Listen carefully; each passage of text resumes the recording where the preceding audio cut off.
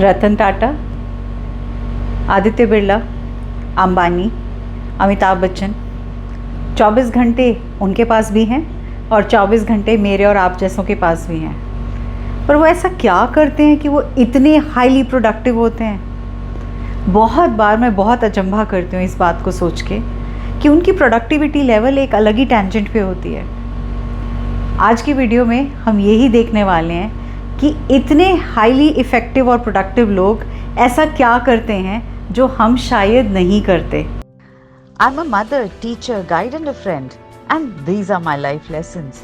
I'm Dr. Neeti Kaushik and welcome to my channel Nitty Gritty with Dr. Neeti Kaushik.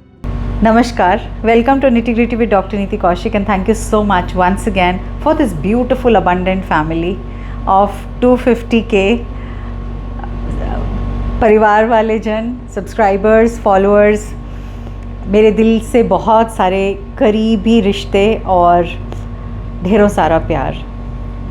इस journey में मेरा साथ देने के लिए शत शत प्रणाम, आपका तहे दिल से आभार।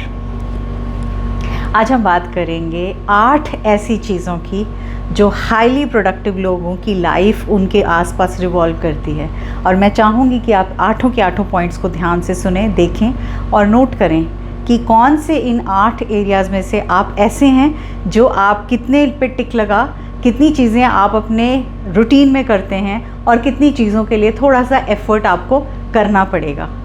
और इन सब में से एक ऐसा है जो मैं अभी तक भी उसको जारी नहीं कर पाई हूँ।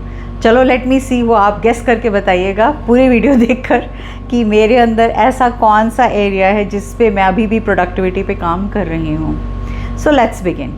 First and foremost, they organise their space and their data. अगर मैं कहूँ कि organise their space and data, what do you mean by that? That means कि उनका ना केवल डेस्क क्लीन होता है जहाँ पे वो काम कर रहे होते हैं, उनके लिए हर चीज़, उनके सिस्टम्स, उनके जिस तरीके से उन्होंने काम करना है, वो हर चीज़ एक ऑटो मोड पे रहती है। Things are in the place. जैसे से फॉर एग्ज़ाम्पल, अगर हम कोई सब्ज़ी बनाने लगते हैं, हम खाना बनाने लगते हैं, तो ऐसा तो नहीं है कि हम पहले प्याज निकाल के काटना शुरू करते हैं, उसके बाद कढ़ाई में प्याज भूनना शुरू करते हैं, फिर दौड़ के जाते हैं फ्रिज में से सब्ज़ी निकालने के लिए और फिर गोभी लेके आते हैं और काटनी शुरू करते हैं। ऑब्वियसली जो सबसे ज़्यादा प्रोडक्टिव पर्सन होगा वो सारे इंग्रेडिएंट्स को पहले ही धो के काट के सब सामने रखेगा, and then the person will start working on it. So whenever we are ready, whenever we are organised, whenever we are organising not only the space but the data, चाहे वो computer हो, चाहे desk हो, चाहे email list हो, चाहे filing हो, चाहे ग्रुप्स हो, चाहे फ़ोन नंबर्स हो, जब सब चीज़ें ऑर्गेनाइज्ड वे में चलेंगी तो ऑटोमेटिकली उनका काम 50% नीटली क्लियर हो जाएगा। Now I move to the second point. They ruthlessly eliminate all the distractions at work. कहना बहुत आसान है, करना बहुत मुश्किल है।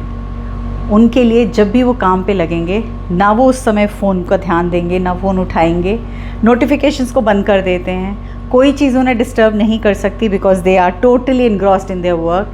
Not only their table and their work place is clear, if they are working from any of the resources, they are all lined up and clear in clarity ki what all they have to do. That is how then they also disconnect the internet. जिस time वो काम कर रहे हैं और उनको internet की ज़रूरत नहीं है तो वो इंटरनेट भी तब नहीं चलता।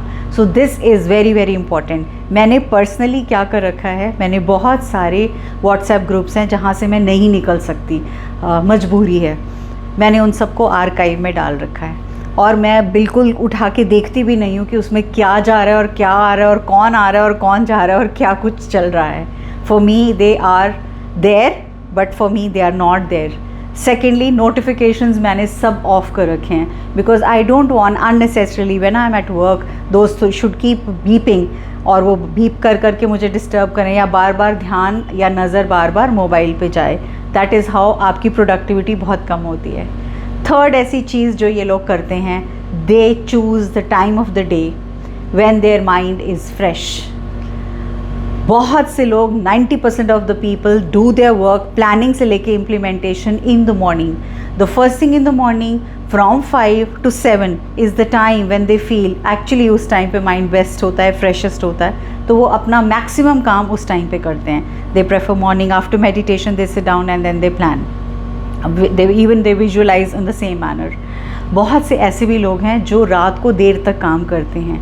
I still remember when I used to write the books, all the school books that I was writing, I used to write from 10 to almost 11:30 in the night, because तब 10 बजे के बाद सब सो जाते थे और मुझे बिल्कुल शांति सन्नाटा पीस दिखती थी और मैं उस पीस में तब काम किया करती थी और मेरी प्रोडक्टिविटी एक अलग लेवल पे होती थी. That was the time when I was sitting and completing all my school books. In fact, that was the best time. I felt so. Now I move to the fourth point. They plan their month, their week and their day in advance. ऐसा नहीं है कि आज की planning कर ली और कल की प्लानिंग कर ली और प्लानिंग ख़त्म. उनकी लाइफ में सबसे बड़ी प्लानिंग होती है एनुअल के बाद, जैसे हम स्कूल में भी करते हैं एनुअल के बाद उनकी मंथली और मंथली के बाद उनकी daily planning. So when they take up the planning in this manner कि आपने क्या मंथली करना है, क्या एनुअली करना है, क्या मंथली करना है और क्या डेली करना है, उससे आपका परसेप्शन बहुत क्लियर होता है कि मुझे इस मंथ में ये 5 चीज़ें अचीव करनी है, इनके लिए मेरा रोड मैप ये है, इस तरह से मुझे काम करना है. सेकेंड इम्पॉर्टेंट थिंग जो उनको अचीव करना होता है वो उसकी गोल स्टेटमेंट ज़रूर अपने पास रखते हैं, जिसको वो सुबह, दोपहर और शाम तीनों बार पढ़ते हैं. Now that goal statement could be anything related to your work. Say for example, if my goal statement is that I am going to be touching upon 1 million lives in terms of their personal and professional growth. So that is my goal statement. That's a bigger goal statement. But at the same time, if I concise it and bring it to crystal clear or focused one, it will be exactly as by creating this is content, by creating these many videos, these many hand holdings on these topics in these areas. So obviously my work would be relevant to that and I'll be taking care of this. So ऐसे वाले लोग क्या करते हैं, अपने पूरे goals को लिखते हैं. Instead of checking Facebook again and again or Instagram again and all the time, आप जब भी इनको देखोगे काम करते हुए, इन्होंने डाल दिया, इनकी टीम इनके साथ होती है, उसके बाद ये अपने कंटेंट पे काम करने लग जाते हैं, डिस्कशंस पे काम करने लग जाते हैं कि क्या चीज़ हमारे लिए कारगर है और क्या चीज़ हमारे लिए कारगर नहीं है और हम इसको कैसे बेटर कर सकते हैं और हम कैसे इम्प्रूव कर सकते हैं. सो जब भी आप रहें जहाँ पे भी, टू डू लिस्ट आपके पास हमेशा रहनी चाहिए. Now I move to the fifth thing. The fifth thing is that they get back on the track very fast. अगर कहीं से भी उनको लगता है कि कोई चीज़ उनकी अटेंशन डाइवर्ट कर रही है या ध्यान बटा रही है या कुछ ऐसी इमरजेंसी बीच में आ गई है जिसकी वजह से उनको गोल से हटना पड़ रहा है, फिर वो गोल कार्ड जो बार बार पढ़े जाते हैं या लिखे जाते हैं या देखे जाते हैं, उससे उनका अटेंशन वापस से अपने जॉब पे, अपने काम पे, अपनी चीज़ों पे लगता है. And they again come back to the same ritual because they are very very able to see. Once they read this thrice a day, I think that is how they are able to help them, their own self, to come back to the track very very quickly and very fast. We move to the sixth point, and the sixth point is they use 90-minute interval. There is a book by the name of The Way We Work Isn't Working. It's written by Tony Schwartz. और वो क्या बोलते हैं, वो ये कहते हैं कि हम लगातार एक डेस्क पे 90 मिनट से ज़्यादा जब काम करने लगते हैं तो हमारी प्रोडक्टिविटी भी कम होती है, हमारी बॉडी की इफ़ेक्टिवनेस भी कम होती है और हमारा ध्यान भी कम होता है. तो उनके हिसाब से हर 90 मिनट के बाद आपको एक 10 मिनट की ब्रेक लेनी चाहिए. आप वहाँ से उठिए और उठ के चाहे कितना भी इंपॉर्टेंट काम चल रहा हो, कुछ भी हो, आप 10 मिनट की कह के ब्रेक लीजिए. Just go, take a round, come back, see, interact with people and come back and back to your job and back to your work. उससे क्या होगा, आपकी माइंड की प्रोडक्टिविटी, आपकी बॉडी की प्रोडक्टिविटी, आपकी खुद की interaction and the aura and energy will also change. That will help you to come back and focus a little more. इसीलिए कहा जाता है कि जब आप लगातार बहुत से दिन तक काम करते हैं, चाहे आप जॉब में हैं, काम में हैं, कहीं भी हैं, after a period of 25 to 30 days you must take a break for good at least 2 to 3 days, जो आपको वापस रिजुविनेट करके काम पे लाने के लिए एंड वापस अपने वर्क पे आप उसको अटेंशन से कर पाएँ. Now I move to the 7th point, and 7th point is focus on being productive, not busy. हम लोग अक्सर, इतना सारा काम हमारे जहन में रहता है कि हम अक्सर काम में इतना उलझ के रह जाते हैं, वी डू नॉट रियलाइज़ कि हम एंड ऑफ द डे ये प्रोडक्टिव था या ये फिजूल का काम था. क्योंकि कई बार ऐसे लगता है काम तो बहुत सारे हैं, अच्छा टिक टिक टिक लगाने के लिए हमने ये बेफिजूल के काम कर दिए और करके एंड ऑफ द डे ये लगता है यार ये काम तो कोई भी कर देता, ये काम तो किसी तरह से भी हो जाता. यू नो देयर आर, मैंने अपनी एक रील में एग्जांपल लिया था इंस्टाग्राम पेज पे. always, I know you're busy, but just be busy, because be busy like a honey bee, be productive, rather than just be busy like a house bee. So एक मक्खी भी busy होती है और एक मधुमक्खी भी बिज़ी होती है. मक्खी किस चीज़ में बिज़ी है हम सब जानते हैं, कूड़े करकट पे, गंदगी पे बैठने के लिए बिज़ी है. लेकिन मधुमक्खी फ्लावर्स में से शहद लेने के लिए, नेक्टर लेने के लिए, जिसको शहद में कन्वर्ट वो कर रही है, उसमें बिज़ी है. So there is a difference between being busy and being productive.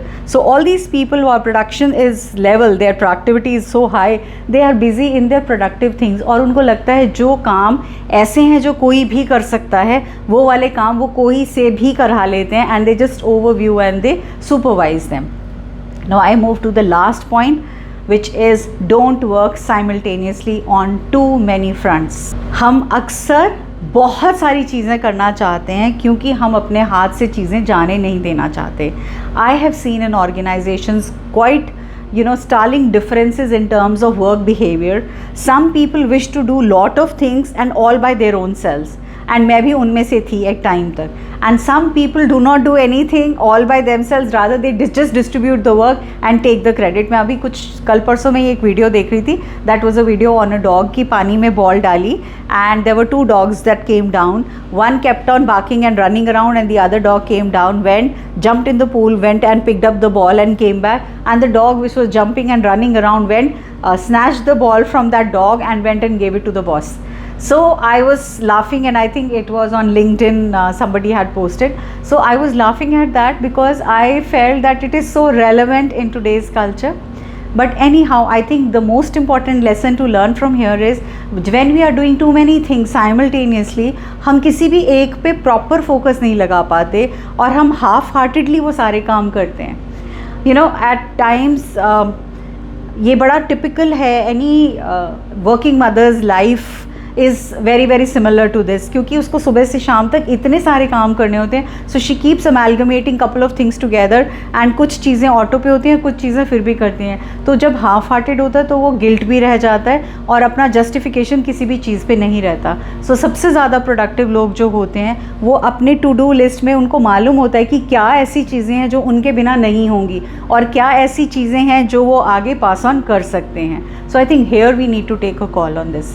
So these were 8 very very important points which I am sure you would have resonated with most of them. अब आपने मुझे ये बताना है कि कौन सा वाला पॉइंट ऐसा है जिसमें मैं अभी भी कामयाब नहीं हूँ, और लेट मी सी आपकी गेसेस कितने आते हैं, and accordingly I will be answering as to which is the area where I am still working upon. So thank you so much once again. तहे दिल से आभार, शुक्रिया आपका इस चैनल के साथ जुड़े रहने के लिए और मेरी सभी वीडियोस को पसंद करने के लिए, झोलियाँ भर भर के कमेंट्स और प्यार देने के लिए. मेरे पास शब्द नहीं है. शुक्रिया, तहे दिल से आभार. Thank you so much.